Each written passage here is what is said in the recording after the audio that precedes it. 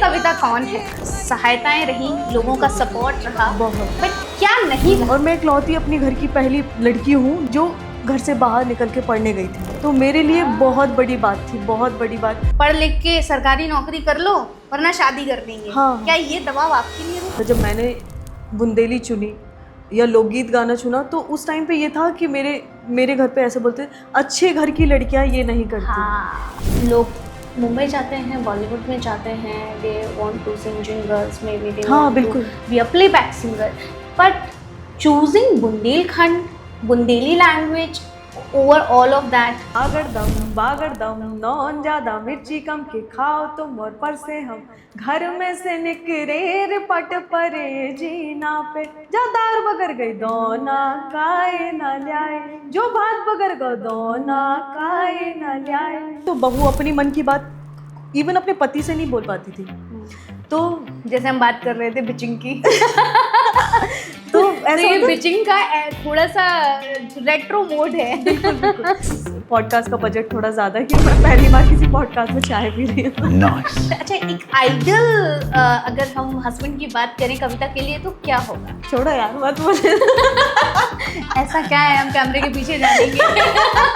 And any traumatised and any bad experience till now? हाँ, एक show था मेरा, वहाँ के लोग मुझे जाने ही नहीं दे रहे थे। ऐसा था कि मैं कैसे निकलूँ।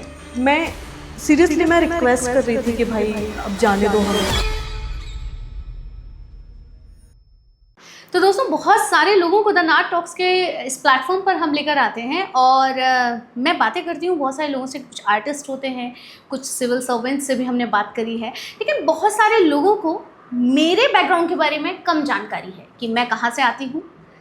जनरली मैं लोगों को बोलती भी हूँ कि मैं हूँ बुंदेलखंड से, और लेकिन लोगों को डाउट होता है कि आप एनसीआर से ही हैं क्या, ये ऐसा है। तो ऐसा बिल्कुल भी नहीं है, मैं प्योर बुंदेलखंड की माटी से हूँ। और आज द नाट टॉक्स के प्लेटफॉर्म पे सोचा क्यों ना अपने बुंदेलखंड की माटी से ही जुड़ी हुई किसी एक हस्ती को लाया जाए, जिससे मिलके ना थोड़ा सा ऐसा लगे कि यार मैं अपनी बहन से बात कर रही हूँ, या मैं एक ऐसी पर्सनालिटी से बात कर रही हूँ जिसने बुंदेलखंड को बहुत ऊंचाइयों तक लेके गई है अपनी कला के माध्यम से। मैं बात कर रही हूँ कविता शर्मा की, जिसने अपने बुंदेली गानों से कई पुरस्कार प्राप्त करे हैं, कई बड़े बड़े प्लेटफॉर्म्स पर गाना गाया है और काफ़ी सारे फेमस गाने हैं उनके। और लोगों को जो लगता है कि एक्चुअल में कि जो बुंदेलखंडी लैंग्वेज होती है वो शायद फ़नी है एंड मे बी ऐसी है कि यार थोड़ा सा डाउन टू स्टैंडर्ड है। कविता ने उन गानों के माध्यम से, उस लैंग्वेज के माध्यम से ही ये मुकाम हासिल किया है। तो आज थोड़ा बहुत मैं भी बुंदेलखंडी में बात करूंगी, because I love Bundelkhandi, and आपको भी बताऊंगी कि बुंदेलखंड का असली स्वाद क्या है। वेलकम कविता, बहुत बहुत स्वागत है। Thank you so much. Thank you. कैसे हो? मैं बढ़िया हूँ, आप कैसे हैं? Sorry, cut. और कविता का हाल चाल है तो तुम्हारे बताओ। अब बढ़िया हम दीदी, हम तो बढ़िया हैं, आप बताओ कैसे? अब हम सोच रहे थे ये बार तना मना थोड़ी मोड़ी बुंदेलखंडी में ही बात करनी है। बिल्कुल बिल्कुल। कैसे इतने का है, जब से हम दिल्ली नोएडा में रहने लगे यार, सच्ची बताएं हमें लोग ही नहीं मिले बुंदेलखंडी में बात करने वाले। आपको एक ये वाली चीज़ मैं बता दूं, तो मैं मतलब मेरा शो था एक दिल्ली में, तो अवधोजा सर से मैं मिली, तो उनको किसी ने बताया कि ये लड़की बुंदेलखंड से है, और तो उन्होंने बोला कुछ गा के सुनाओ, तो मैंने उनको एक गाना सुनाया, वही जो ज़्यादा वायरल हुआ था, जो दोना खाया ना ले आए। तो मैंने वो गाना गाया, उसके बाद उनको मतलब नहीं समझ में आया, तो लिटरली मैं उनको समझा रही थी बुंदेली में। मैंने बोला कि अगर ऐसा वो कह रही है कि अगर दोना ले आते तो ना दाल बगरती ना चावल बगरते, मतलब मैं उनको बुंदेली में ही समझा रही हूँ। तो थोड़ी देर बाद पता, मैंने अभी उनकी वीडियो आज ही देखा, वो वीडियो मेरे पास अभी आया, तो मैंने देखा, मैंने उनको बुंदेली में समझाया, उनको समझ भी आया। He is an amazing person, amazing. Amazing. I met him, हमने उनके साथ काम थोड़ा बहुत टॉक वगैरह करी थी, तो मतलब जेन्युइन एक बहुत बड़ा इंसान होता है ना। तो मैं उस दिन थोड़ा लेट चल रही थी, या बोलें तो सर थोड़ा समय से पहले आ गए थे शूट पे, तो उसे भाग भाग के गई कि हम लाइक यार इतना बड़ा बंदा है यार, कैसे मैं लेट हो सकती हूँ।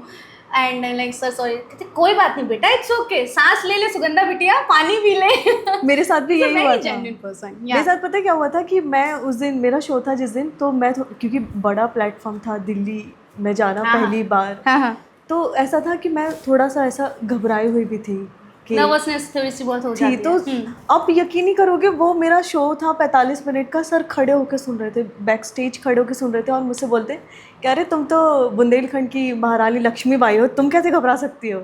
वो शो फिर मज़ा आया मुझे करने में, मतलब एकदम ही वो अच्छा लगा था करने में। तो कविता, जनरली मैंने आपको बहुत सारे ऐसे इंटरव्यूज़ देखे हैं और पॉडकास्ट भी देखे हैं, आपने बातें करी हैं संगीत की, कैसी जर्नी रही है, हम इन सब बारे में बात करेंगे। बट आज के इस खास नाद टॉक्स में मैं जानना चाहती हूँ कि स्टेज के पीछे की कविता कौन है, क्योंकि और मैं इसलिए जानना चाहती हूँ क्योंकि मैं भी उसी जगह से बिलोंग करती हूँ। छतरपुर से आप आती हैं, छतरपुर से मैं आती हूँ, और शायद कुछ सालों का ही डिफरेंस है, 5-6 सालों का ही डिफरेंस है, ज़्यादा डिफरेंस नहीं है, बट समाज वही है आज भी। तो मैं जानना चाहती हूँ उस कविता को कि कैसे इस जर्नी में बिल्कुल सहायताएं रहीं, लोगों का सपोर्ट रहा, हमने बात करी, बट क्या नहीं रहा, आज हम उस पर बात करें। जैसे रहने की जो बातें हैं वो तो मतलब मैं सबको बता चुकी हूँ कि बहुत सारे लोगों का सपोर्ट रहा है, फैमिली फर्स्ट होती है उसमें, उसके बाद दोस्त और सारी चीज़ें। जो नहीं होता है वो, मैं एक चीज़ जो हमेशा बोलती हूँ, समाज की जो आप बात कर रहे हो, समाज का ऐसा था कि मैंने शुरू किया या फिर मैंने अपनी फैमिली को जो चीज़ें पूछी कि भाई मैं कर सकती हूँ क्या, तो मैं कहीं कहीं ये भी सोचती हूँ ना कि फैमिली की कभी कभी गलती नहीं होती है, कभी कभी समाज की गलती होती है कि वो लोग टोकने वाले लोग ज़्यादा होते हैं, तो फैमिली उस चीज़ को लेकर फिर ऐसा होता है कि बेटा मत करो, मतलब तुम तो कुछ भी कर सकती हो, वैसा वाला हाल था उस टाइम पे आसपास के लोगों का। इवन जो मम्मी पापा के बाद वाली जो भी फैमिली होती कि पापा के भाई और ये सारी चीज़ें, तो उनका भी यही था कि क्यों करना है। मैं अच्छा खासा पॉलीटेक्निक कर रही थी, मतलब मैं पढ़ाई में मतलब उतनी अच्छी नहीं थी, पर मैं इतनी थी कि मैं ठीक ठाक पढ़ लेती, तो फिर क्यों जाना है, क्यों करना है। मेरा भोपाल जाना, छतरपुर से भोपाल निकलना मेरे लिए बहुत बड़ी बात थी। क्यों? उस टाइम पे, क्योंकि मेरी फैमिली थोड़ा सा इस टाइप की है ना कि ऐसा नहीं कि लड़कियों को सपोर्ट नहीं करती, पर ये था कि छतरपुर से कर लो ना, क्या प्रॉब्लम है छतरपुर में। और मैं इकलौती अपनी घर की पहली मतलब लड़की हूँ, लड़की जो घर से बाहर निकल के पढ़ने गई थी, तो मेरे लिए बहुत बड़ी बात थी, बहुत बड़ी बात। मैं पहले सोचती थी कि किस साल की बात है ये? 2023 की बात है, कोरोना के बाद। हाँ, सोच के देखो आप। मैं थोड़ा दर्शकों को बताना चाहती हूँ कि आप समझिए कि हम बुंदेलखंड की बात कर रहे हैं और कविता 2023 की बात कर रही है। 2023 कोविड के बाद, छोड़िए 2010 से ही काफ़ी डिजिटलाइजेशन दुनिया में चल रहा है, और अब आप समझ सकते हैं कि हम किस जगह से उठ के आज इस प्लेटफॉर्म पर बैठे हैं, मैं भी और कविता भी, जहाँ वो बात करी कि 2023 में भी she was the only first girl from her family कि बाहर जाने को मिला है, पढ़ने को मिला है। क्योंकि मैं इसलिए बोल रही हूँ ना, बहुत सारे लोग मुझसे सवाल करते हैं कि यार, क्योंकि देखिए हमने वो समाज देखा है, हमने वो लोग देखे हैं, और हमने किन किन चीज़ों के लिए लड़ाई करी है ना, जो लोगों के लिए एक बेसिक नीड हो सकती है ना, उन चीज़ों, वो हमारे लिए बहुत बड़ी चीज़ें थी, हमने उनके लिए फाइट किया है। तो मैं इसलिए लोगों को बताना चाहती हूँ कि आप आज जो यहाँ पे हम दोनों बैठे हैं ना, आपको बुंदेलखंड की असली ताकत भी बताएंगे और बुंदेलखंड की एक्चुअल में जो प्रॉब्लम्स हैं, जो रियलिटी है, वो भी हम बताएंगे। चलिए प्लीज़ काटिए। मेरे ऐसे उस टाइम पे मेरे अंकल के घर पे बहुत ज़्यादा चलती थी कि बच्चों का जो भी डिसीज़न होगा वो सारा कुछ चाचा लेते थे कि कौन सा बच्चा क्या करेगा। वहाँ बच्चों की मतलब ये था ही नहीं कि बच्चा क्या करना चाहता है, उसे कोई फ़र्क नहीं पड़ता कि तुम क्या करना चाहते हो, हम क्या करवाना चाहते हैं, वो ज़्यादा मैटर करता था उस टाइम पे। और मेरे पिताजी थोड़ा सा ऐसा था कि भाई की चलती है, तो ऐसा भी नहीं था, कभी भी किसी चीज़ को लेकर टोकते भी नहीं थे, बोलते थे कि चाचा देख लेंगे, चाचा देख लेंगे। और इस चक्कर में हम कभी बोल ही नहीं पाए इस बारे में। माता जी का भी यही था कि चाचा ज़्यादा पढ़े लिखे, उनको ज़्यादा पता है इन सारी चीज़ों का। तो 10th के बाद मुझे पॉलीटेक्निक करवा दी। तो पॉलीटेक्निक का ऐसा था कि कर तो लिया, मन तो था नहीं करने का। अब सोच के देखो ना कि एक आर्टिस्ट बच्चा है, मतलब करना क्या चाह रहा है, आप उसको टेक्निकल चीज़ें पढ़ा रहे हैं, तो ठीक है अब करना ही था, क्योंकि उस टाइम पे फैमिली की भी नहीं चलती थी, मेरी कहाँ चलेगी।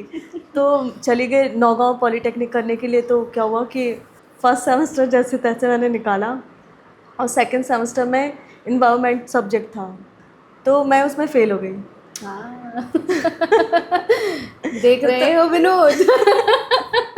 तो फिर वो ऐसा था ना कि इस सब्जेक्ट में कोई कैसे फ़ेल हो सकता है, पर मेरा सीधा सीधा था कि मेरा सच में मन नहीं था पढ़ने का। मैं बस खुद के साथ ज़बरदस्ती कर रही थी कि करना पड़ेगा, वरना फिर क्या जवाब दोगे आगे घर पे।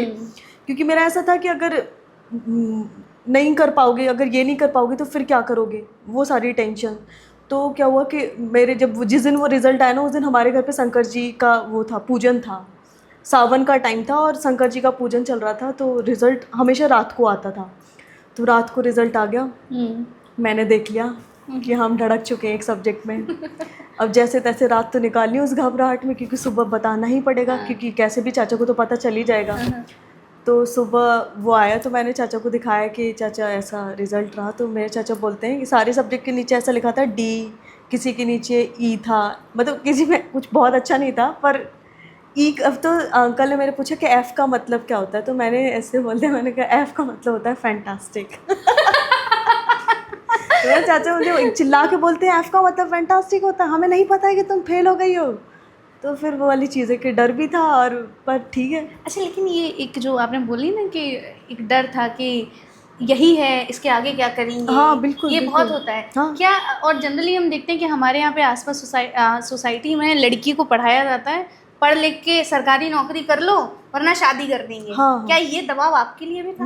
मैं अगर आपको बता दूं कि मैं अगर अभी तक ये सारी चीज़ें मेरे साथ नहीं होती, मैं ईश्वर को डेली उठ किसी चीज़ का धन्यवाद करती हूँ कि आज मैं यहाँ पहुँच गई हूँ ईश्वर की कृपा से। जो भी रहा, मेरी पेरेंट्स का जो भी था, अगर नहीं होता तो शायद मेरी अभी तक शादी हो चुकी होती, सच में। क्योंकि मैंने देखा कि मेरी दीदी 24 साल की थी और उसकी शादी हो गई थी उस टाइम पे, तो मैं अभी 25 की हूँ, मेरी तो हो गई होती अभी तक शादी। तो मैं तो ईश्वर को रोज़ उठ के इस चीज़ का धन्यवाद करती हूँ कि बचा लिया उनने मुझे। क्योंकि वास्तविकता में जब हमारे जैसों के साथ किसी के साथ कुछ अच्छा हो जाता है या इस तरीके की फैमिली मिल जाती है, क्योंकि बचपन से हम देखते आ रहे हैं कि यही सुनने को मिलता है कि यार पढ़ लो लिख लो वरना चूल्हा चौका करना पड़ेगा, चूल्हा फूक गांधी बनोगे। नहीं, तो घर में यही बोला जाता था। अब मैं जिसे समाज की जो मैं आपसे बात कर रही थी, तो एक चीज़ ये भी थी कि मैं शुरू से ऐसी हूँ थोड़ा सा कि करना है तो अभी आपको मानना है तो, क्योंकि अंकल से सबको डर लगता था, पर मेरा ऐसा था कि मैं खड़े होकर बोल दिया था कि नहीं भाई करना तो है, अब आप हाँ करो या ना करो, करना है। मैंने कहा पैसों का अगर कुछ प्रॉब्लम है तो मैं देख लूँगी अपना। तो ये कब, जब पॉलिटेक्निक चल रही थी, तो ये कैसे डिसीजन लिया कि यार अब तो सिंगिंग में जाना है? और म्यूज़िक का उस टाइम पे ऐसा था कि ना, जैसे स्कूल में गर्मी का समय छुट्टी शुरू होती थी ना, तो मुझे म्यूज़िक में बहुत ज़्यादा इंटरेस्ट था, क्योंकि मैं बचपन से अपनी दादी को सुनती थी, मम्मी को सुनती थी, तो वो हमेशा बुंदेली गीत ही गाती थी। तो मैं सोचती थी कि यार ये लग तो बहुत सही रहा है, क्या है ये, तो मैं उनको सुन के गुनगुनाती थी। पर म्यूज़िक का इतना पता नहीं था कि म्यूज़िक ऐसा भी होता है कि क्लासिकल सीखना होता है, ये सारी चीज़ें। और छतरपुर में इतना कल्चर नहीं था म्यूज़िक का उस टाइम पे। तो कोरोना का टाइम था और एक मेरे सर हैं महन तिवारी जी, तो उनको रिक्वेस्ट किया, कोरोना चल रहा था तो। मिंटू भैया हैं क्या? मिंटू भैया। अरे कहा ना, दुनिया गोल है। बहुत वही तो ऐसा था कि मैंने उनको रिक्वेस्ट किया कि सर प्लीज़ आप मुझे सिखा दीजिए, क्योंकि घर से परमिशन बड़ी मुश्किल से मिली थी कि चलो ठीक है सीख लो तुम, ऐसा वाला हाल था, क्योंकि गर्मी का टाइम था। तो मैंने उनको बोला कि सर प्लीज़ सिखा दीजिए, और आपको तो बोलने लगे कि बेटा अभी तो कोरोना चल रहा है और अभी किसी के घर आ जा नहीं सकते, तो कैसे मतलब मैं सिखा सकता हूँ। मैंने उनको बोला कि आप ना हफ्ते में एक दिन आ जाइए, आप मुझे 1 घंटा सिखाइए, पर प्लीज़ आप मुझे सिखा दीजिए। तो इतने प्यारे हैं वो, सच में वो बहुत प्यारे हैं, मान गए, और वो हर हफ्ते मेरे घर आया करते थे। तो वहाँ से मेरे सीखने की शुरुआत हुई। तो क्या सीखा, मतलब जब जनरली संगीत की जब हम बात करते हैं तो मैंने जब पहले 5 ईयर 6 ईयर कोर्सेज होते हैं, तो आपने क्या सीखा, आपने कैसे? नहीं, मैंने सिर्फ ऐसा बेसिक सीखना शुरू किया था, अलंकार से शुरुआत करी थी। मुझे तो फर्स्ट टाइम पता चला कि भाई अलंकार भी सीखने पड़ते हैं। क्योंकि there are lot of people जिनको क्लासिकल म्यूजिक के अलावा अगर संगीत सीखना है, तो लोगों को यही लगता है कि यार संगीत सीखना है मतलब 4 या 5 साल या 6 साल का कोर्स करना। हाँ, तो संगीत का तो मुझे जैसा लगता है, जब से मैं सीख रही हूँ, मुझे लगता है संगीत ना अपार है, एक समुद्र के जैसा है कि आप जीवन भर भी सीखते रहोगे तो कुछ ना कुछ कमी लगती रहेगी। और जो मेरे सर मुझसे हमेशा बोलते हैं कि जिस दिन मतलब हम रियाज़ करते हैं डेली, तो हमारे सर हमें बोलते हैं कि जिस दिन हम 2 दिन के लिए अपने रियाज़ को छोड़ते हैं ना, तो संगीत आपको 2 महीने के लिए छोड़ देता है, तो देन शुरू से ही शुरू करना पड़ता है। तो मुझे लगता है मैंने सालों से छोड़ दिया है। तो संगीत का तो ऐसा है। I have done Prabhakar in संगीत। ओके। उर्मिला पांडे मैम मेरी गुरु हैं, वहीं से तो मिंटू भैया को जानते हैं हम। अच्छा। और मैम ये देखेंगी ना मेरा वीडियो डांटेंगी मुझे, क्योंकि मैं रियाज मुझे सालों हो गए यार। मुझे ऐसा लगता है मैंने 11th स्टैंडर्ड में प्रभाकर मेरा हो गया था, और इसके बाद से तो क्या ही रियाज, कुछ नहीं होता है। रियाज का बेसिक मतलब तो एक्सरसाइज होता है ना, कि आप गले की एक्सरसाइज कर रहे हैं, और वो तो बहुत ज़रूरी है ना। आपको अपने शरीर को स्वस्थ रखना है तो आपको डेली एक्सरसाइज करनी ही पड़ती है। वैसे ही म्यूज़िक है कि आपको डेली एक्सरसाइज करनी पड़ेगी। खैर ज्ञान लिया है अभी मैंने ये, और मैं कोशिश करूँगी, क्योंकि लेकिन ये होता है ना कि लाइफ की भागदौड़ में, चूँकि आपने हाँ, वो बिल्कुल। प्रोफेशन चुना, तो अभी आप वो रियाज में कंटिन्यूस कर रही हैं। अब मैं तो लाइफ की भागदौड़ में यहाँ वहाँ पता नहीं क्या कर रही हूँ। I also don't know. Chhatarpur में आज मैं इतने सारे नोन लोगों से मिली हूँ यहाँ पर आके, काफ़ी लोगों से जिनसे सालों से मैं मिली नहीं थी। खैर, तो जब संगीत आप सीख रहे थे कोरोना काल में, आपने शुरू किया कोविड में, दिन इसके बाद कैसे फिर आगे प्लान किया? कोरोना के बाद मेरे साथ ना ऐसा है कि बड़ा मोटिवेट करते हैं मुझे। उस टाइम पे मेरा ऐसा था कि मेरे सुर, मतलब मेरे जो सर मुझे हमेशा बोलते हैं कि तुम्हें भगवान का आशीर्वाद है कि इतने परफेक्ट सुर नहीं लगते हैं लोगों के पहली बार में। तो वो तो मैं सोचती हूँ ना कि ईश्वर का ही दिया हुआ है सब कुछ, क्योंकि बिना सीखे गाना मतलब बड़ी बात हो जाती है। जब उन्हें सिखाना शुरू किया ना, तो सर का ऐसा था कि ठीक है हफ्ते में एक दिन ही सीखोगी, पर तुम बहुत जल्दी कुछ कर लोगी, ऐसा सर हमेशा मुझे बोलते थे। और हमेशा आज भी ऐसा होता है ना कि जब भी सर से मेरी बात होती ना, सर मुझे बहुत ज़्यादा मोटिवेट करते। सर बोलते कि बाहरी दुनिया को पता है कि कविता क्या है, कैसा उसका अच्छा चल रहा है, पर उनको पता होता है ना बैक का कि अच्छा ये रियाज होना चाहिए। वो मुझे कॉल करके भी यही चीज़ बताएंगे कि ये वाली चीज़ अभी छूट रही है। मतलब लोग तारीफ़ करेंगे पर वो ठीक है, पर सर हमेशा यही चीज़ बोलेंगे कि हाँ वहाँ पे वो सुना था मैंने, वो ठीक उसमें नहीं, ये कमी नहीं, उसमें वो ये कमी थी। तो हाँ। गुरु की सबसे बड़ी पहचान ये होती ना कि तारीफ़ तो सब कर लेंगे, पर गुरु हमेशा आपकी वो चीज़ बताता जो आपको कोई नहीं बता पाएगा। तो वो एक बहुत अच्छी चीज़ है मेरे साथ सर की। एंड देन कैसे प्लान किया? क्योंकि जनरली अगर हम आसपास देखें तो संगीत सीखने के लिए जैसे अभी आपने अपनी गुरु की बात करी, हाँ। उर्मिला पांडे जी की, तो मेरी शुरुआत वहीं से हुई है। अच्छा। कि शायद 2021 की बात है, मुझे सच में सन तो इतने अच्छे से याद नहीं कि 21 था कि 19 था। हाँ। तो सर ने मुझे बोला कि तुम्हें ना बुआ जी के साथ कोरस करना है। मैं इतनी खुश कि अब तो क्या ही कहने मेरे। तो भोपाल में ट्राइबल म्यूज़ियम में एक गमक करके शो चलता था उस टाइम पे, तो गमक में मुझे कोरस करना था, और सहमी डरी हुई सी मैं, क्योंकि बुआ के साथ कोरस करना मतलब बहुत बड़ी बात थी मेरे लिए। बिल्कुल। तो सीखा 2-4 दिन बुआ जी के साथ बैठ के, उन्हें सिखाया हमें। देन हम गए भोपाल। तो हम जब स्टेज पे गा रहे थे ना, जब बुआ जी गा रही हैं और हम जस्ट मैं से पीछे बैठी हुई थी और जस्ट बगल में एक दीदी बैठी हुई थी, तो हमने इतनी गंदी शक्लें बनाई हुई थी ना कि जैसे अभी हम रो देंगे। क्योंकि हमारे अंदर वो एक डर था, और हमें हाँ वो डर था ना कि कुछ गलत ना हो जाए, कुछ गड़बड़ ना हो जाए। तो इस चक्कर में, ये डर की वजह से हम बाद में वो जो चीज़ें हम लोगों ने देखी ना कि मेरी शक्ल ऐसी थी कि मैं अभी थोड़ी देर में रो दूँगी। तो बुआ जी के साथ शुरुआत मेरी बुआ जी के साथ हुई है कि पहली स्टेज मैंने उनके साथ साझा किया था। तो एक गाना मैंने वहाँ सुना था कि उन्होंने मुझे सिखाया था, चरखारी की सुगर सुनार। वो गाना इतना खूबसूरत, उसको लेद बोलते हैं अपने बुंदेलखंड में। क्या बोलते हैं? लेद बोलते हैं। लेद, हाँ, विधा है लेद। विधा है लेद। तो ये लेद विधा क्या होती है? लेद विधा ना, उसकी धुन कुछ इस तरह से है, जो मैंने सुना था, मैं आपको सुनाती हूँ। चरखारे के सुगर सुनार पैजना, अजब बने चरखारे के, अरे कौना पैजना बनवाए, अरे कौना पैजना बनवाए, अरे कौना पैजना बनवाए, और कोना चुका दे दाम पैजना, अजब बने चरखारे के। क्या बात है। इसको लेद कहते हैं।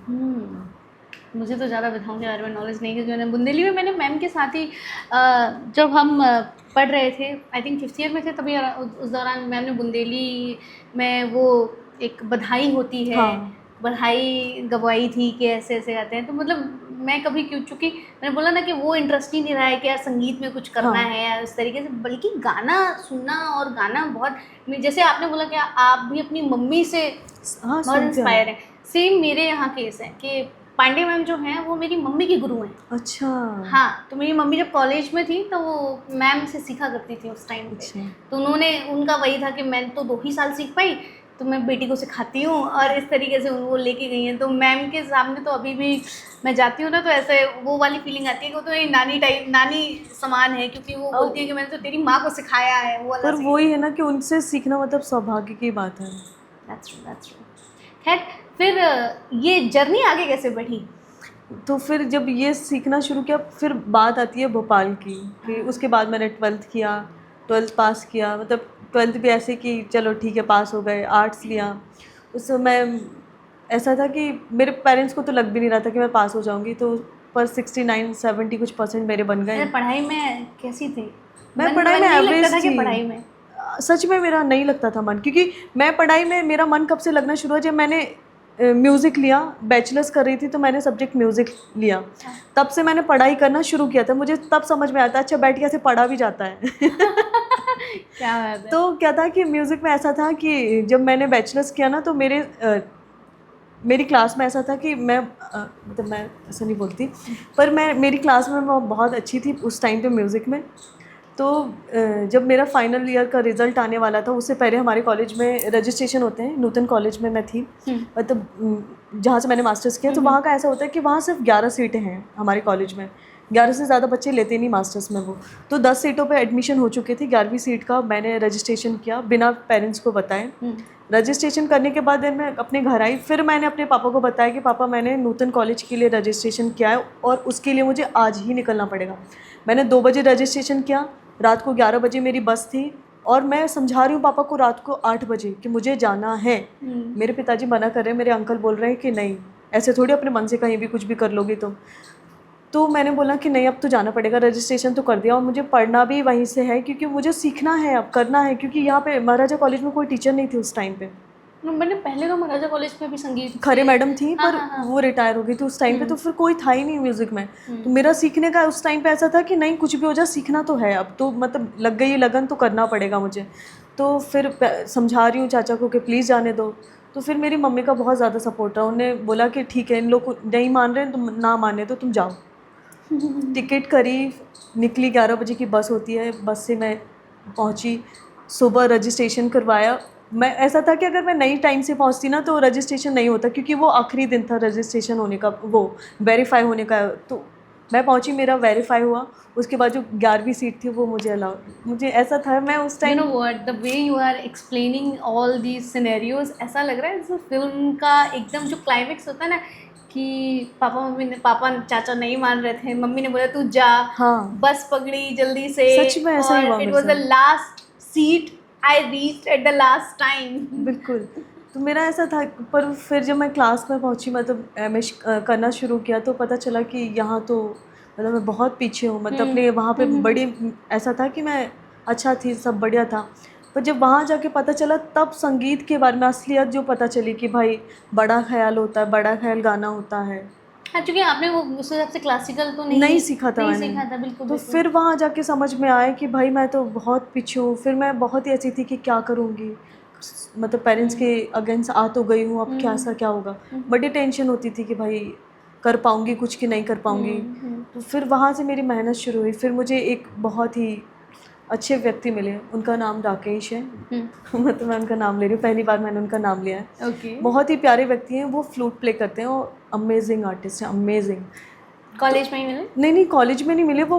मैं ना रील्स बनाया करती थी अपने यूकेलेले पे, रील्स छोटी छोटी रील्स बना के डालती थी।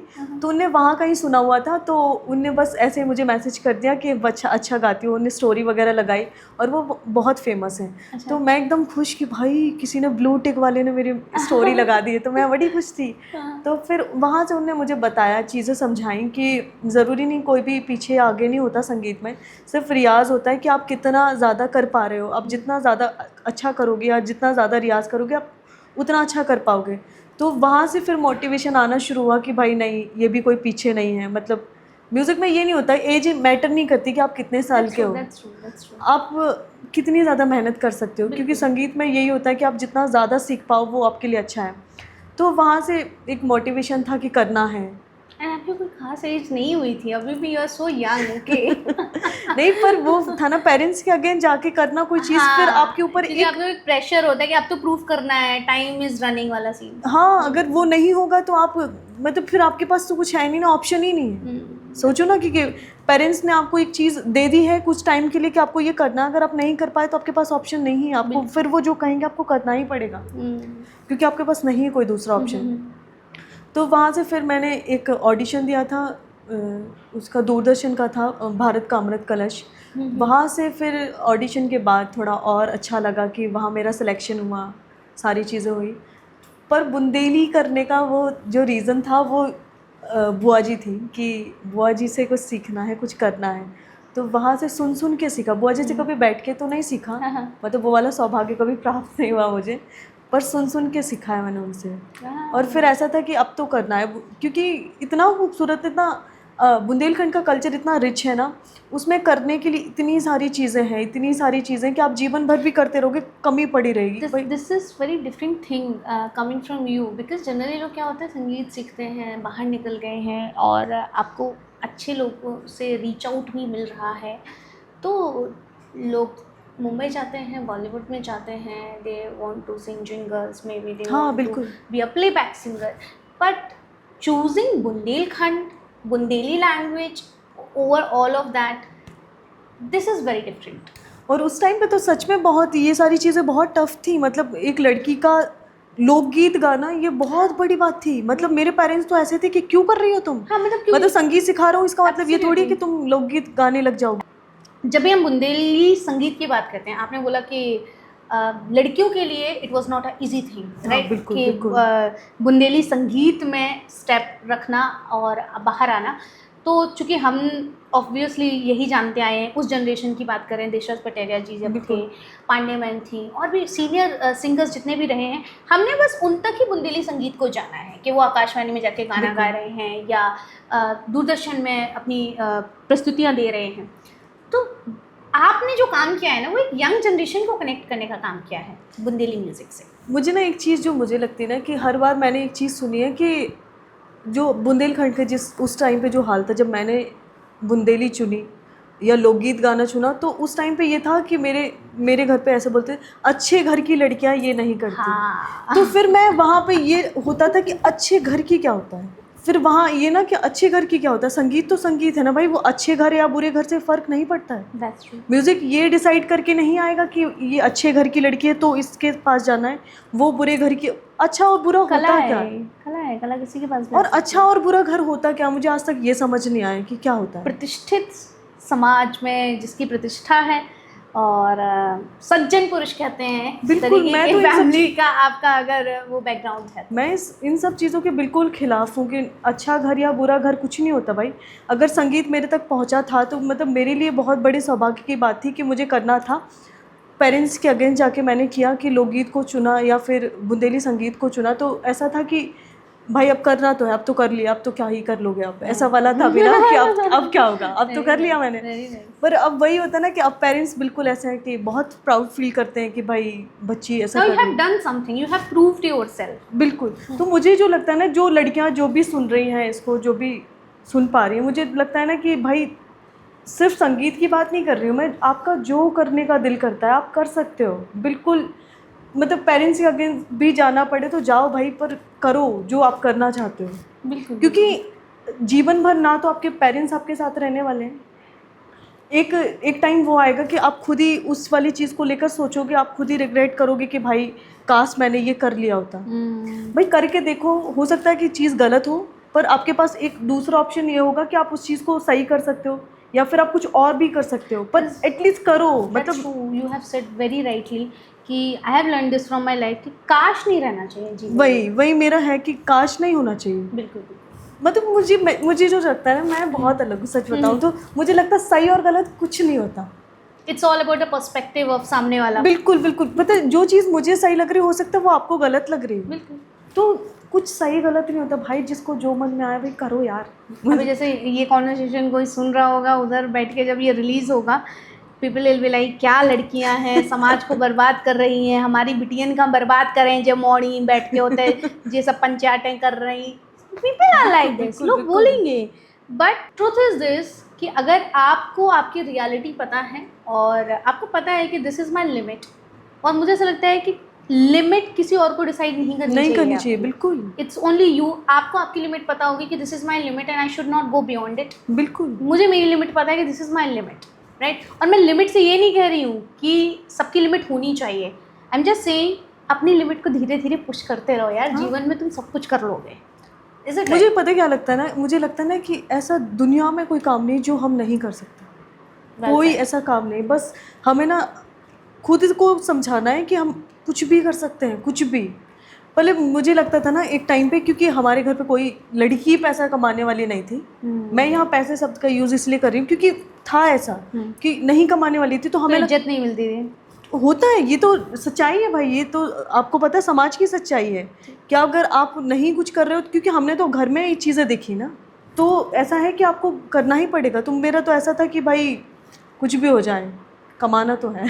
क्या बात है। And today you are earning good enough and you are actually earning से ज़्यादा you have earned a respect in front of the people. पैसे का मतलब सिर्फ पैसे से नहीं है। एग्जैक्टली, लोग जो सोचते थे ना कि अरे बिटिया हो के तुम क्या कर, हमें ज्ञान दे रही हो, हमें ये कर रही हो। बिल्कुल। If you are sitting here and if you are saying all these things, ज्ञान दे पा रहे हैं ना, तो यू हैव अर्नड इट।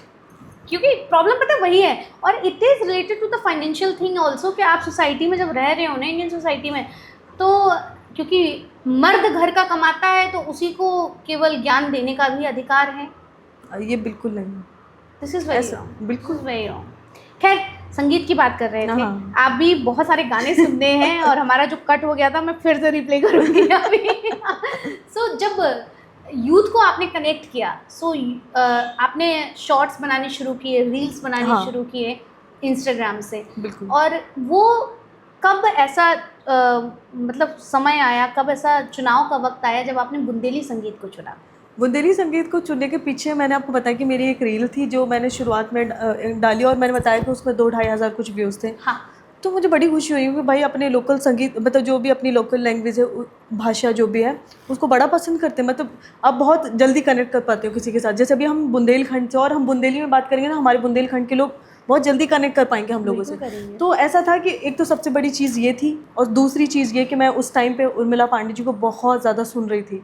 तो मुझे था कि भाई बहुत खूबसूरत चीज़ें हैं, क्यों, मतलब मैं क्यों पीछे जाऊँ, मतलब मैं क्यों नहीं कर सकती ये वाली चीज़ें। और फिर ये वाली चीज़ थी कि मैं उस टाइम कॉलेज में थी, तो नीना श्रीवास्तव मैडम है मेरी, जिनसे मैं सीखती हूँ अभी भी। तो ऐसा था कि कुछ तो मैं उनसे बात कर रही थी, और बात करते करते मैंने हाउ बोल दिया। तो बोलती कहाँ से हो, तो मैंने उनको बताया बुंदेलखंड से हूँ। तो बोले फिर तो गाने भी आते होंगे। तो फिर मैंने, तो बोले तो फिर अपने यहाँ का कोई विवाह गीत सुनाओ मुझे। तो बुआ जी से ही सुना था मैंने, बने दूल्हा जब देखो भगवान की, दुल्हन बनी सिया जान की। क्या बात है। बने दूल्हा जब देखो भगवान की, दुल्हन बनी सिया जान की। अरे जैसे दूल्हा बद बिहारी, तैसे दुल्हन जनक दुलारी। जाऊं तन मन से बलिहारी, जाऊं तन मन से बलिहारी। शोभा बरनी ना जाए धनुष बान की, दुल्हन बनी सिया जान की। तो मैंने ये गाना मैम को सुनाया, तो मैम बड़ी खुश हुई। बोले यार बुंदेलखंड के तो मतलब बहुत गाने उन्हें सुन रखे हैं, बुआ जी को भी बहुत ज़्यादा सुना हुआ था। तो फिर उन्होंने बोला कि बेटा इस पर भी काम किया जा सकता है, करो तुम। और फिर मैंने राकेश भैया की स्टोरी आपको बताई। तो बहुत सारे लोगों ने मुझे, सच में आज मैं यहाँ पे हूँ तो बहुत सारे लोगों का सपोर्ट रहा है मुझे, तो मैं आज यहाँ हूँ। कब मतलब आपका एक बहुत फेमस सॉन्ग है जो आप हर प्लेटफॉर्म पे गाती हैं, उस गाने की कहानी बताइए ज़रा। तो वो ऐसी थी कि ट्राइबल म्यूज़ियम में मेरा शो था, जीवन का सेकंड शो करने वाली थी मैं ट्राइबल म्यूज़ियम में, जिसमें एज अ बुंदेलखंड को रिप्रेजेंट कर रहे थे हम पूरे एमपी में। तो वो मेरे लिए बहुत ही प्राउड मोमेंट था कि हम बुंदेलखंड को रिप्रेजेंट कर रहे हैं। तो वहाँ पे मैंने ये वाला गाना सीखा था, जदार वगर गई। ऋषि भैया हैं, उन्हें मिलके हम लोगों ने सीखा था ये वाला गाना, उन्होंने मुझे सिखाया था। तो ये स्टोरी तो इतनी अमेजिंग है ना, मैं आपको क्या बताऊँ कि हम 10 दिन से प्रैक्टिस कर रहे थे लगातार, कुछ ना कुछ गाने बदले जा रहे। अच्छा। जब ये दार बगर गई गाना जब आया ना, तो सर लोग बैठे हुए थे सुन रहे थे कि अब भाई तुम लोग कितना बदलोगे यार, कुछ तो रख लो वाला। तो हमने जब गाया ना तो सर लोग एकदम लोटपोट हो गए, मैं गाने में ऐसा क्या था। फिर समझ आया कि उसके शब्द बड़े कैची हैं, मतलब लोग बड़े अच्छे से समझ पा रहे हैं उन सारी चीज़ों को। तो फिर हमने उस गाने को सीखा और फिर परफॉर्म किया। पता आपको ये वाली चीज़ थी कि ये वायरल होने के पहले भी इसको सुन चुके थे, वो भी भोपाल के लोग। हाँ। मतलब उस पर 1 मिलियन पहले व्यूज़ आ चुके थे, मतलब 1 मिलियन लोगों ने सुना हुआ था। क्या जबकि ये बुंदेलखंड में बहुत टाइम बाद वायरल हुआ। हाँ। ये भोपाल और इन सारी जगह पे पहले से ही वायरल था ये वाला गाना। ओके। पर बुंदेलखंड में ऐसा हुआ था कि एक प्लेटफॉर्म है, बुंदेली बौछार का एक शो होता है, बुंदेली आइडल करके होता है। तो उसमें मैंने फाइनल उसमें गाया था ये वाला कि दार बगर गई और ये सारी चीज़ें। वो जब मैंने गाया तो उस टाइम पे आशुतोष दद्दा आए थे। तो दद्दा ने क्या बोला कि मैं गा रही थी और मैं थोड़ी सी घबराई हुई भी थी, दद्दा के सामने गा रही हूँ। तो मैंने गाया और मैं चुप हो गई। तो दद्दा बोला अरे पूरा तो गाओ। फिर दद्दा ने उसमें थोड़ा सा करके दिखाया कि जो दार बगर गई, वो सारी चीज़ें। तो मैं जिनको बता दूं, आशुतोष दद्दा की बात कर रही हैं, आशुतोष राणा जी की हम बात कर रहे हैं। वो भी हमारे बुंदेलखंड से हैं और उन्हीं की बात कर रही है। तो जब आशुतोष जी से मिले आप तो कैसी फीलिंग थी वो? मैं पहले तो बहुत ज़्यादा घबराई हुई थी। हाँ। और जब मैं उनके पास पहुंची ना तो उनने इतना ज़्यादा मतलब फील करवा दिया कि अरे इतना मत घबराओ, एकदम वो एकदम चिल थे मेरे साथ कि अरे एक बार यहाँ भी हो जाए वो गाना। ओके। आगर दम बागर दम नौन ज़्यादा मिर्ची कम के खाओ तुम और पर से हम, घर में से निकरे पट परे जीना पे, जा दार बगर गई दोना काए ना ल्याए, जो भात बगर गो दोना काए ना ल्याए, जकड़ी बगर गई दोना काए ना ल्याए।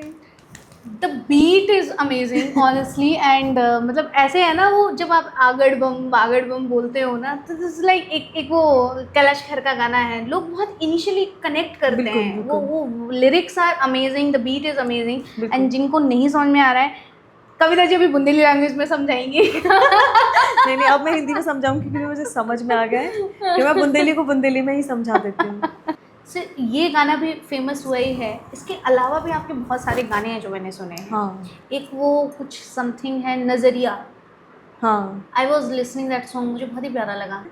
ये वाला गाना मैंने सुना था चंद्रभूषण पाठक जी अपने आप पे, जो कि उनकी बात मतलब लोग ऐसा आप देखो ना, बहुत खूबसूरत आवाज़ जो जिनकी है, उनको ना बुंदेलखंड का रत्न बोलते थे एक टाइम तक। मतलब टाइम तक क्या, वो हैं बुंदेलखंड के रत्न हैं, बहुत खूबसूरत गाते थे।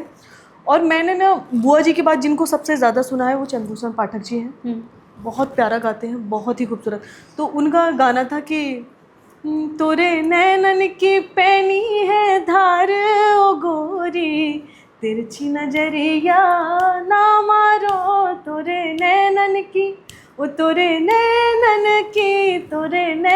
की पैनी है धार ओ गोरी, तिरछी नजरिया ना मारो, तोरे नैन बाण जिए गड़ जावे, तोरे नैन बाण जिए गड़ जावे, वो जी पावे ना मर पावे, वो जी पावे ना मर पावे, तोरे नैनन की पैनी है धार ओ गोरी, तिरछी नजरिया ना मारो, तोरे नैनन की। क्या बात तो है। ये मैंने उनसे सुना था। Beautiful song. Thank you. I was literally scrolling some of your videos and मैंने देखा तो मुझे ये बड़ा ऐसे आई कैची सा लगा, बहुत ही प्यारा गाना था। तो बुंदेलखंडी संगीत चुनने का रीज़न क्या? जैसे एक और होती है, जैसे बहुत सारी विधाएं हैं, जैसे हम बात कर रहे थे कि एक तो क्या कहते हैं उसको, बधाई गीत, बधाई गाना होता है, दादर होते हैं। दादरे की तो कहानी बहुत प्यारी। दादरे के पता क्या होता है, दादरे में ऐसा होता है, मतलब जो मुझे लगता है कि जो चुने गए होंगे दादरा जो विधा चुनी गई होगी वो औरतों को लेकर चुनी गई होगी। ज़्यादातर विधाएं ऐसे ही जो औरतें गाती हैं, ग्रुप में गाती हैं, कि जो औरतें पहले ना पर्दा प्रथा बहुत थी। पर्दा मतलब मैं सिर्फ घूंघट की बात नहीं कर रही हूँ, पर्दा का मतलब ये था सास ससुर का लिहाज और ये सारी चीज़ें होती थी ना, तो बहू अपनी मन की बात इवन अपने पति से नहीं बोल पाती थी। तो जैसे हम बात कर रहे थे बिचिंग की। तो तो ऐसा ये होता बिचिंग का थोड़ा सा रेट्रो मोड है। बिल्कुल बिल्कुल। तो क्या होता था कि बुलोवा में ना, जैसे हमारी कोई भी चाची या कोई भी गाना गा रही है ना, तो इनने इतना बड़ा घूंघट डाल लिया, हाँ। उसके बाद वो शुरू होती थी हाँ। दादरे गाना। कि एक गाना है दादरा, अपने मतलब बुंदेलखंड में ही पड़ता है पन्ना, तो पन्ना का एक बाजार बहुत फेमस है, तो उसको लेकर बनाया गया था गाना। बर जाबे पन्ना को बाजार हमरी, ननद हेराए गई बटुआ सिरे, बर जाबे पन्ना को बाजार हमरी, ननद हेराए गई बटुआ सिरे, मैंने चौसर चौसर ढूंढी बना, मैंने चौसर चौसर ढूंढी बना, और ढूंढो अबार को बाजार हमरी, ननद हेराए गई बटुआ सिर, बर जावे पन्ना को बाजार हमरी, ननद हेराए गई बटुआ सिर। क्या बात है, क्या बात है। पता है, this is the first time I am literally enjoying Bundeli music and कभी हमने ऐसे सुना नहीं। जब भी सुना है संगीत, ऐसा नहीं कहना चाहिए, मैं ऐसे गुरु की शिष्या हूँ जो मतलब बुंदेलखंड की शान है, और गायकी में तो she is doing amazing, she has done amazing. But क्योंकि कभी ऐसे सीखा नहीं, कभी वो जोन नहीं रहा है कि यार बुंदेली गाने सुनने हैं। क्योंकि जब हम दादरों की बात करते हैं या जब हम इस तरीके के गानों की बात करते हैं, तो हमने ये ऐसे सुने, मोहल्ले में बैठी हैं आंटियाँ गा रही हैं वो ढोलक पीट के, तो वो मज़ा नहीं आता था वो सुनने में। हाँ बिल्कुल बिल्कुल। एक चीज़ मतलब मैं जो मुझे मतलब मैंने अपनी मम्मी से ही सुनी है, और ये सारी चीज़ें कि कभी ऐसे पूछ लिया दादी से कि दादी मतलब दादाजी से आपका कैसा क्या रहा, मतलब मुझे बहुत ही ऐसी रहती है कि मैं पूछ लूँ। तो फिर दादी बोलती थी कि ऐसा भी नहीं रहा, कह रहे थे हमने तो कभी एक दूसरे को मतलब देखा भी नहीं ढंग से, मतलब जब तक वो जवानी वाला टाइम रहा, कह रहे हमने कभी एक दूसरे को देखा नहीं। क्योंकि दादी हमेशा घूंघट में रहती होंगी, घूंघट में रहे, और वो लिहाज इतना चलता था। इवन मैंने अपने पिताजी को देखा है कि मेरे पिताजी ने कभी हम लोग को खिलाया नहीं, मतलब दादी और दादाजी के सामने। बिल्कुल बिल्कुल, ये तो रहा ये है, सारी ये चीज़ें ना रहता जब गीतों में दिखती ना, तब वो सच्चाई समझ में आती, क्योंकि मैं तो उस टाइम पे बहुत छोटी रही, इतनी चीज़ें मुझे नहीं भी पता है। तो एक गाना था, मैंने ये वाला गाना अम्मा से सुना है। चांदनी छुप छुप जई हो अटरिया, चांदनी छुप छुप जई हो अटरिया।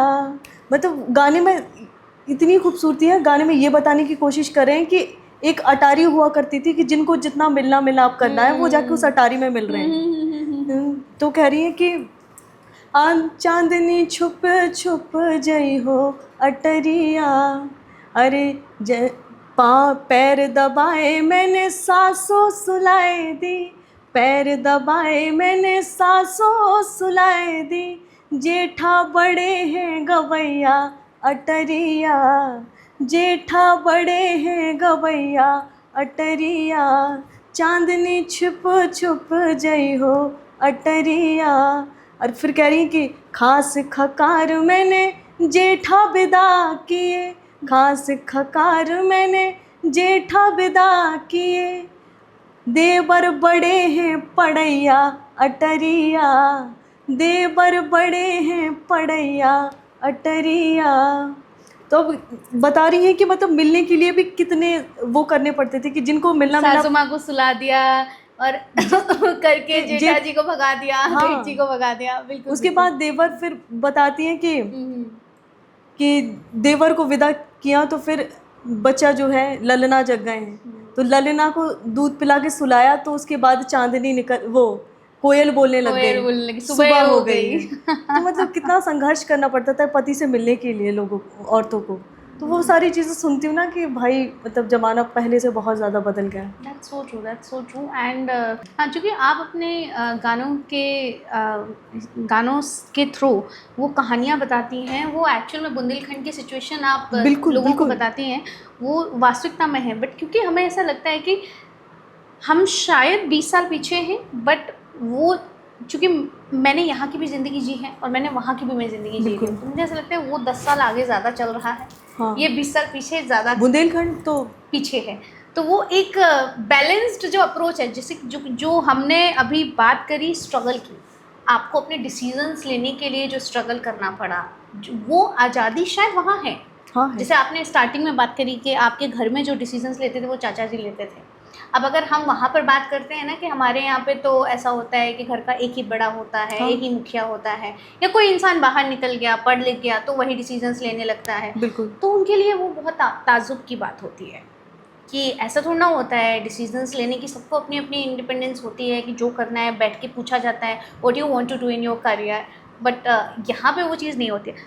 इवन पता है शादी की जब हम बात करते हैं ना, तो मतलब जहाँ तक कि मुझे पता है कि बाहर तो लोग पूछते भी हैं कि भाई करना चाहते हो अभी शादी, या जिससे करवा रही, यहाँ तो पूछा भी नहीं जाता है। हाँ। मैंने आपको बताया ना अभी जो हाँ। मैंने अपनी शुरुआत करी कि मेरे पिताजी ने कोई लड़का देखा, तो मुझे नहीं पता है कि कोई लड़का देखा, ये तक नहीं पूछा जा रहा मुझसे कि मैं करना चाहती हूँ शादी कि नहीं। हाँ। यहाँ तक कि मुझसे ये भी नहीं पूछा जाएगा शायद कि मैं किससे शादी करना चाहती हूँ। सच में ये वाली चीज़ है। अच्छा, ऐसा ऐसा क्या प्लान है अरे शादी को शादी लेके? शादी वादी का देखो मेरा कोई प्लान है, सच बताऊँ कोई तो प्लान नहीं है? फिलहाल तो कोई प्लान नहीं है मेरा। कोई सोच भी नहीं रखा है? नहीं अभी सोचा भी नहीं मैंने कोई कोई शादी कोई वादी- व्यक्ति भी नहीं सोचा हुआ नहीं है? अभी तो कोई भी नहीं सोचा हुआ मैंने। क्योंकि आप ऐसे गाने गाती है तो ऐसे। अच्छा, एक आइडल अगर हम हस्बैंड की बात करें कविता के लिए तो क्या होगा? देखो कौन मैं होगा, कैसा होगा? मुझे लगता है ना कि अगर मेरी फील्ड में होगा ना तो मज़ा आएगा, मतलब दोनों लोग जुगलबंदी करके जुगलबंदी गाने कर गाएंगे। रहे हैं। हाँ मुझे लगता है ऐसा तो कि भैया मेरी लोग फील्ड सुन लो, तुम सब जने हरे हो जो को कविता का फॉलो कर रहे हो इंस्टाग्राम पे या यूट्यूब पे, देखो इतनी सुंदर मॉडी है, इतनी सुशील है और इतनी सक्सेसफुल है। ठीक है, सबका चाहता हुआ कि यार ऐसी मॉडी हमारी बीवी बन जाए तो का नहीं का। तो भैया बुंदेलखंडी गाना गावो तुम्हारे भी सीख ही लो अब। मतलब मेरी फील्ड का मैंने बोला तो बुंदेलखंडी ही नहीं, मैंने बोला कि आर्टिस्ट होना चाहिए, आर्टिस्ट होना या चाहिए, right? सिंगर होना चाहिए मेरे हिसाब से ऐसा। अच्छा, सिंगिंग की बात करें तो बुंदेली गानों के अलावा और कौन कौन से गाने हिंदी सबसे गाने ज़्यादा अगर पसंद है? मैं लता जी को बहुत ज़्यादा सुनती हूँ। हाँ, कोई कोई गाना हो जाए। एहसान तेरा होगा मुझ पर, दिल चाहता है वो कहने दो मुझे, तुमसे मोहब्बत हो गई है मुझे, पलकों की छाँव में रहने दो, एहसान तेरा होगा मुझ पर, दिल चाहता है वो कहने दो मुझे, तुमसे मोहब्बत हो गई है मुझे, पलकों की छाँव में रहने दो, एहसान तेरा होगा मुझ पर। क्या beautiful voice, Thank you, beautiful thank you. Voice. अच्छा, कोई बुंदेली कोई बॉलीवुड गाने को अगर बुंदेली में कन्वर्ट करने का सोचो तो? नहीं मैंने नहीं सोचा ये वाला करने का, मैंने सच में बिल्कुल नहीं सोचा। बहुत फनी लगता है, पता चले मैंने कोई सैड गाना उठाया है Try और करिएगा। मैं नहीं प्लीज मत करवा, और मैं बुंदेली में गा रही हूँ, वो इतना फनी लगता है कि उसका फील ही खत्म हो तो गया। कौन सा कभी तो ट्राई किया होगा ना कोई, तभी तो पता है फनी लगता है। वो मैंने आपको बताया ना, नीना श्रीवास्तव मैडम की बात करी थी ना, तो उनके हस्बैंड ने एक गाना था वो उसको बुंदेली में गाया था, मुझे अब इतना याद नहीं सच बताऊँ तो। हाँ। मैंने ऐसा कभी ट्राई भी नहीं किया है। नहीं करना है? नहीं प्लीज, बड़ा फनी होगा, मजा बहुत आएगा। फनी हो जाएगा। जैसे मालिनी जी की बात करी हाँ। आपने, आप अम्मा बोलते हाँ हैं। मैं उनको अम्मा बोलती अम्मा हूँ बोलते हैं तो हम उनको बता दें कि वो हमें फील करवा देते बिल्कुल अम्मा वाला। हाँ, बहुत ही कैसा प्यारी कनेक्शन है उनके साथ? अम्मा बहुत ही ज़्यादा प्यारी, मतलब जितना मैंने सोचा था उससे ज़्यादा प्यारी है वो, क्योंकि मैंने उनको हमेशा सुना था। मैंने कभी मतलब ऐसे मिली नहीं थी। एक बार मैं भोपाल में मिली थी, उनके एक शो के दौरान मिली थी। उसके बाद मुझे अभी 4 दिन अम्मा के साथ रहने का मौका मिला। क्या बात है। तब मुझे पता चला कि भाई अम्मा बहुत ही ज़्यादा प्यारी, भयंकर स्वीट है। कभी अगर उनके साथ डुएट करने का मौका ओ मिला? भाई तब ये तो मेरे लिए बहुत बड़े सौभाग्य की बात हो जाएगी। मतलब मुझे नहीं लगता कि भाई मैं कर भी पाऊंगी, मैं तो पसीना पसीना हो जाऊंगी। नो, बट आपने पांडे मैम के साथ तो किया ही है, एंड इट वो वाज योर तो- breakthrough, first breakthrough. वो तो तो सौभाग्य व्हाई था। Not that too? अगर कभी मिला तो वो शायद मेरे लिए सौभाग्य की बात होगी बहुत। हाँ। कभी प्लान किया है आगे फ्यूचर में बॉलीवुड जाने का, या इस तरीके से अगर कभी प्लेबैक का मौका मिला तो? बिल्कुल बिल्कुल, मैंने सोचा तो मैं आपको एक चीज़ बताऊं कि मेरे लिए एक आया था, एक सीरीज़ थी, उसका गाना था पर उसके लिरिक्स बिल्कुल अच्छे नहीं थे, इस वजह से मैंने उसको मना कर दिया था। जबकि अच्छा हो सकता था, मतलब पैसा वैसा सब बढ़िया था। पर मेरा ना शुरू से ऐसा रहा है कि करना है तो अच्छा करना है, वरना फिर पैसा मैटर नहीं करता मेरे लिए, वो वाला हाल था। इसलिए मैंने मना कर दिया था। और ऑब्वियस अगर वो वाली चीज़ें आएंगी जो मुझे लगता है कि करना चाहिए तो बिल्कुल करूँगी मैं।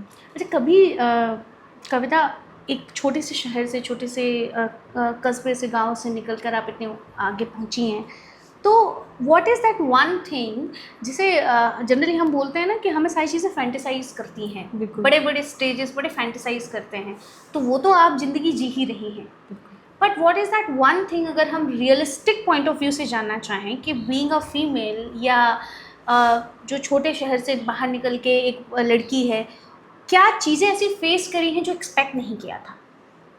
स्टेज पर हाँ, या बड़े बड़े परफॉर्मेंस देते समय जब आप बड़े लोगों से मिलते हैं, जब आप वो कहते हैं ना, इट्स अ ग्लोरिफिकेशन। देखो, मैं आपको एक चीज़ बता दूं कि मैं अभी परफॉर्म करने के लिए जब मैं जाती हूँ तो एक नाम वो वाला है कि कविता शर्मा।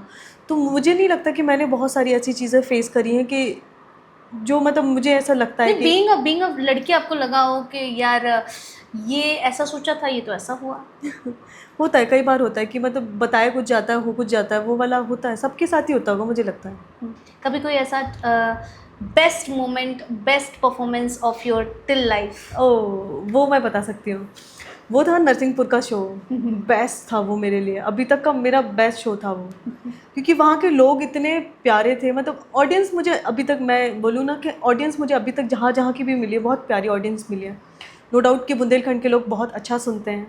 मैंने बुंदेलखंड के बाहर भी जो किया है, बहुत प्यारी ऑडियंस मिली है मुझे, खास करके ललन टॉप अड्डा की ऑडियंस, अमेजिंग ऑडियंस थी। मतलब वो तो क्रीम ऑडियंस होती है वहाँ सच की में तो। अमेजिंग थी। मतलब मैं इसलिए तो घबरा रही थी ना कि मैं बुंदेली गाने वाली हूँ, पता नहीं इनको समझ आएगा भी कि नहीं आएगा। उसके बाद भी उनके टीम के जो मेंबर्स थे ना, वो सब जाके वहाँ नीचे जाके डांस कर रहे हैं, तो वो अमेजिंग चीज़ें थी मेरे जीवन की अभी तो। And if I ask and any traumatised and any bad experience till now?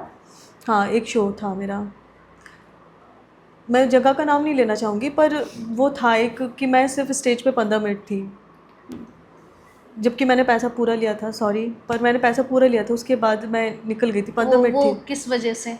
वहाँ का स्टाफ और जो जिसने भी वो शो ऑर्गेनाइज़ किया था, वो सारी चीज़ें थी कि मुझे बताया कुछ गया था और कुछ और था। इस वजह से मुझे, मेरी गलती नहीं थी, मुझे तो ऐसे मतलब मुझे experiences भी बहुत ज़्यादा होते हैं दुख हुआ था कि basically। ऑडियंस बैठी हुई है, उसके बाद मुझे निकलना पड़ रहा है। जबकि अम्मा मुझे हमेशा एक चीज़ बोलती हैं, मतलब उनने बोला है कि ना कि ये सारी चीज़ें आपको फेस करनी पड़ेंगी, कि हो सकता है कभी माइक अच्छा ना हो, कभी जो ऑर्गेनाइज कर रहे वो टीम अच्छी ना हो, पर आपको सिर्फ ऑडियंस का सोच के करना पड़ता है। पर वो मेरी मजबूरी थी कि मुझे वहाँ से निकलना पड़ा था, क्योंकि ऐसा था, एक शो ये भी था, एक शो ऐसा था, मैं वहाँ का भी जगह का नाम नहीं लेना चाहूँगी, कि मैं स्टेज पे परफॉर्मेंस का मेरा ऐसा होता है कि मैं 2.5 घंटे परफॉर्म करती हूँ, पर वहाँ के लोग मुझे जाने ही नहीं दे रहे थे।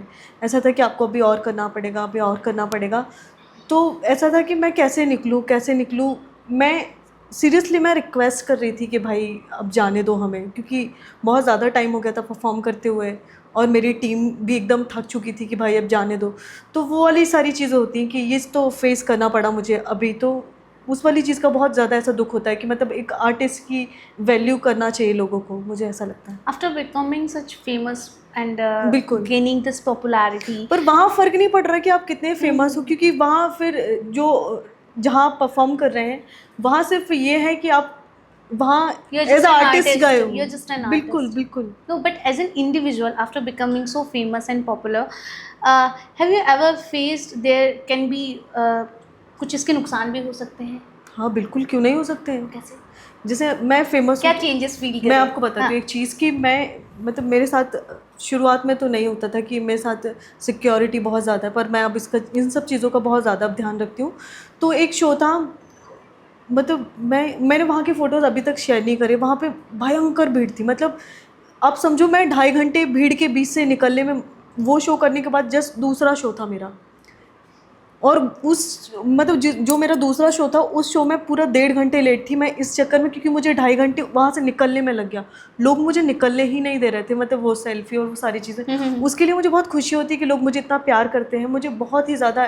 जैसे मैं लोगों को मैं डेली भी थैंक यू बोलूँ इस चीज़ के लिए तो वो भी कम है, पर वो एक चीज़ थी मेरे लिए कि उस शो की वजह से मेरा दूसरा शो छूट, मतलब ऐसा था कि वहाँ लोग बहुत ज़्यादा गुस्सा हो गए थे, क्योंकि फ़र्क नहीं पड़ता, क्योंकि आपने वहाँ पे दे रखा है कि आपको उस टाइम पहुँचना है, तो आपको पहुँचना ही पड़ेगा। आप कितने भी फेमस हो, उससे फ़र्क नहीं पड़ता, क्योंकि ऑडियंस आपका वेट कर रही है। That's true. तो मुझे उस चीज़ का बहुत ज़्यादा दुख होता है कि भाई ऑडियंस मेरा वेट कर रही है, तो वो थोड़ा लगता है मुझे। So sweet of you. Generally जब आप फेमस हो जाते हो एंड सोशल मीडिया एक ऐसी जगह है जहाँ पर बहुत सारे कलाकार आके अपने अपने एक्सपीरियंसेस शेयर करते बिल्कुल हैं। बिल्कुल। प्यार भी भर भर के मिलता है, बट कई लोगों को ट्रोल भी किया जाता है। हाँ होता क्या है, मेरे साथ आपके भी होता साथ है। कभी ऐसा हुआ? हाँ बिल्कुल कैसे? होता है कि जैसे अभी कुछ टाइम पहले की बात है, मतलब मैं नहीं मतलब मैं बोलना नहीं चाहती, पर ठीक है यार, मतलब किसी को अच्छा लगेगा। पर मुझे लगता है ना कि सिर्फ मैं अपनी बात नहीं कर रही, मैं दूसरे लोगों की बात कर रही हूँ कि अगर आपको नहीं पसंद आ रहा है तो प्लीज़ आप ना देखें ना, आपके पास ऑप्शन है कि आप ना देखो। पर आप किसी के बारे में कुछ गलत बोल रहे हो, कमेंट में जाके कुछ गलत बोल रहे हो, आपने सिर्फ बोल के निकल गए हो, पर जो देख रहा है, जो मतलब जो उस चीज़ को देख रहा है ना, उसको बहुत फ़र्क पड़ता है उस चीज़ से। कभी कभी हम ऐसा होता है ना कि हम वो देख के सिर्फ इसलिए परेशान होते हैं कि भाई मतलब हम इस वाली जगह पे पहुंचने के लिए हमने पीछे कितना किया है, आपको नहीं पता है। आप सिर्फ बोल के निकल गए हो, आपको नहीं पता कि सामने वाले को कितना फ़र्क पड़ा इन सब चीज़ों से। एक मैंने देखा था कि कुछ टाइम पहले की वो थी, मेरी पोस्ट थी, बहुत प्यारे प्यारे कमेंट्स थे जो मुझे बहुत ज़्यादा प्यार करते, बहुत अच्छा अच्छा लिखते हैं मेरे बारे में। पर उसमें कुछ कुछ लोग थे जिनने बहुत ही ज़्यादा, मतलब मैं बता नहीं सकती, इतना ज़्यादा बेकार था। तो बहुत ज़्यादा तकलीफ़ होती है कि भाई आपको नहीं देखना तो आप नहीं देखो, आपके पास ऑप्शन है कि हटा दो आप, पर गलत लिखने का कोई मतलब नहीं मुझे लगता है। बट देन ऑफ कोर्स ये चीज़ें मेंटली भी आपको बहुत परेशान करती हैं। कई बार ऐसे होता है। बिल्कुल। How you deal with all these situations? मैं इग्नोर कर देती हूँ कि मतलब क्या ही कर सकते हैं, मतलब हटा दो। आपके पास डिलीट का ऑप्शन है, सबसे अच्छी चीज़ डिलीट का ऑप्शन है, डिलीट कर दो। देखना ही नहीं है। देखना ही नहीं है। मैं तो वैसे है कि मैं डिलीट कर देती हूँ, हटाओ यार, छोड़ो। But कुछ अच्छा बोलेंगे, कुछ बुरा बोलेंगे, ऐसा ही चलेगा। so that's how you deal with all the negativity around you. बिल्कुल बिल्कुल।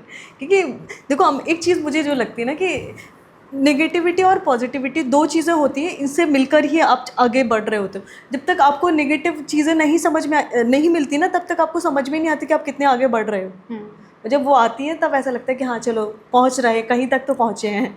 तो वो आता है तो मुझे ऐसा है कि चलो ठीक है, That's interesting. डिलीट कर दो। So what are your wish list? अभी अगर हम टॉप 3 विश लिस्ट की बात करें in your singing career specifically, और यार maybe down the line in next 10 years or next 5 years you want to fulfill? मैंने जो सोच रखा है, बोलना ज़रूरी है? हाँ यार, come on. मैंने सोच रखा है कि मतलब मैं हम इसको फिंगर क्रॉस कर देते हैं, लोग नज़र ना लगाएं। चलिए बोलिए। मतलब मेरा ऐसा है कि मैं बुंदेलखंड को एक, मतलब जो मैंने अपनी विश लिस्ट में रखा हुआ है, छोड़ो यार, मतलब रहने दो ना यार। तो मैं चाहती हूँ कि मैं उनका, कोई बात नहीं, चलिए हम इसको क्वेश्चन को रिफ्रेम कर देते हैं। I understand that's a personal thing वो एंड होता है, वो मतलब बोल देते हैं तो वो लोगों की नज़रों में आ जाता है। But then personal as an artist, ऐसे कोई कलाकार हैं इंडस्ट्री में जिनके साथ आप वर्क करना चाहते हैं? मैं मतलब मुझे ना अरिजीत जी बहुत ज़्यादा पसंद है। मतलब मैं जब से उनको सुन रही हूँ, मैं एकदम, मुझे ऐसा लगता है ना कि मैं कभी अगर उनको देख लूँगी तो शायद ऐसे आमने सामने तो मैं बेहोश हो जाऊँगी। मैं इतना पसंद करती हूँ। गाइस इस रील को मैं बनाऊंगी, इसको कट करके रील में बनाऊंगी। प्लीज़ प्लीज़ प्लीज़ इसको बहुत वायरल करिएगा, इतना वायरल कीजिएगा कि ये कविता की जो इच्छा है ये अरिजीत तक पहुंच जाए समहाउ। सच में मैं उनको इतना मतलब ऐसा है मेरे साथ कि मैं उनको अगर देखूंगी तो क्या होगा, मतलब मुझे लगता है कि मैं बेहोश हो जाऊंगी। एंड अरिजीत के अलावा श्रेया घोषाल जी को मैंने बहुत सामने से ऐसा सुना है, तो मैं एकदम पागल थी उस दिन। मैं पागलों के जैसे डांस कर रही थी। मुझे डांस नहीं आता है, पर मैंने उनको जब लाइव सुना ना तो मैं पागलों के जैसे डांस कर रही थी। मैं उनकी बहुत बड़ी फ़ैन हूँ। मतलब मेरे कॉन्सर्ट में गए थे आप? हाँ। Very nice. Anyone else? अम्मा। अम्मा, ओ तो मुझे ऐसा लग रहा है, मेरे को ऐसे इंट्यूशंस वाइब्स आ रही हैं that will be you know going to fulfil very soon. Thank you. This is like vibes and I'm literally sending you very positive, Thank you many so much. positive Thank vibes. Okay, very nice. तो अगले 5 से 10 सालों में आप अपने आप को कहाँ देखते हो? ये तो बता सकते हो। मुझे ऐसा लगता है ना कि आज से 5 सालों में, छोड़ो यार मत बोले। ऐसा क्या है, हम कैमरे के पीछे जानेंगे। Maybe she is not ready to अभी open up about that. Great. बड़ी चीज़ों को मुझे लगता नहीं ऑन कैमरा भी रहने देते हैं, क्योंकि मेरे साथ पता है क्या होता है ना, मैं इतनी मुंह पट हूँ ना कि मैं सारी चीज़ें सबको बता देती हूँ, और फिर वो चीज़ें ऐसा होता है ना कि हो रही नहीं हो रही। नहीं तो मैं I also believe in that scenario फिर कि मेरे साथ लोगों की नजर problem लगती है, एंड ट्रस्ट मी आपको पता ये CCRT वाला जो मेरा शो है, हाँ इसका मेरे पास कंफर्मेशन बहुत पहले आ गया था, हाँ। पर मैं इसलिए लोगों को नहीं बता रही थी, मुझे लग रहा है कि पता नहीं होगा कि नहीं होगा वाला, क्योंकि ये मेरे लिए बहुत बड़ी अपॉर्चुनिटी है ना, CCRT डायरेक्ट आपको बुला रहा है, तो बहुत बड़ी बात है।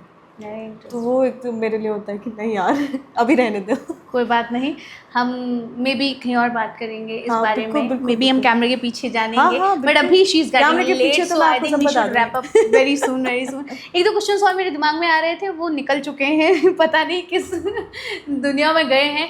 खैर कविता, बहुत मज़ा आया आपसे बात करके, मुझे भी। मुझे ऐसा लग रहा है कि this conversation is still very short and जैसे हमने रात को डिसाइड किया था ना कि हम कुछ ऐसा स्क्रिप्ट वगैरह तैयार नहीं करेंगे, वही हुआ। वो मेरे साथ सिनेरियो वाला है भी नहीं है, मैं नहीं करती हूँ, मैं हर बार ऐसे प्रिपेयर करके लेके आती हूँ, but then all the time मैं साइड में रख देती हूँ, like I really want to know a person, and that's what I am doing here, and most probably will be doing second take and second episode of this podcast, and I'm hoping this time in Noida, and you बिल्कुल, are बिल्कुल, पक्का, coming at पक्का, my home। पक्का। हम घर पे बैठ के एकदम पजामा में पहन के बिल्कुल, गर्ल्स टॉक करेंगे। बिल्कुल बिल्कुल पक्का। This will be know that formal के जल्दी साड़ियाँ डाल करने के वाले कर रहे हैं हैं। Very soon. Thank you so much Kavita, and Thank you, बहुत thank मजा you। आया, मुझे भी and you are बहुत मजा such आया, a सच में। beautiful soul you। inside and out, Thank you so amazingly, much, thank and you। more positive vibes to you, and thank you so much। हमने बुंदेली में बहुत सारी बातें करी, और अब हम बतकाओ इतने ही खत्म कर रहे जो हाँ। आज को वार्तालाप। ई के बाद बहुत जल्दी हम कविता से प्रॉमिस ले रहे, कविता तूने प्रॉमिस कर दी पक्का, कैमरा पक्का पे promise, कि अब हम promise। नोएडा में बैठ के फिर से एक और बातें कर भी, एक और एपिसोड बना भी द नाट टॉक्स को। और आप सभी का बहुत बहुत धन्यवाद इतना प्यार देने के लिए, और keep watching us, keep loving अस, और जल्दी जल्दी से यार वायरल करो हमें। ये तो वायरल है, मुझे भी वायरल कर दो, उसके साथ साथ मुझे वायरल होना है, okay. So thank you so much guys, bye, have a good day, thank you.